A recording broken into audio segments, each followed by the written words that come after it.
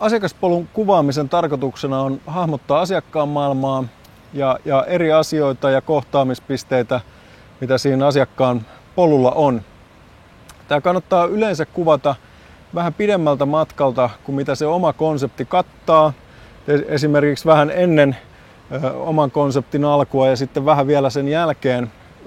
Ihan sen takia, että usein täällä ennen tai jälkeen on paljon sellaisia asioita, jotka vaikuttaa tuohon asiakaskokemukseen ja niitä ei tule ajatelleeksi, jos ei niitä myös ota huomioon.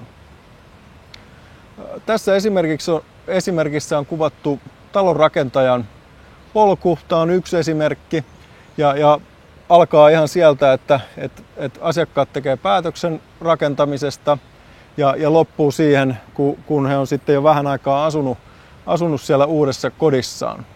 Ja näitä kun tekee semmoisen kymmenkunta ja kerää kaikki havainnot tuosta polun eri vaiheista, missä on onnistumisia, missä on epäonnistumisia ja sitten mikä se asiakkaan fiilis siellä eri vaiheissa on ollut, niin näitä kun sen 10 kerää, niin varmasti saa hyvän näkemyksen siitä, että mitä on parannettavaa ja mitkä asiat sujuu jo nyt kohtalaisen hyvin.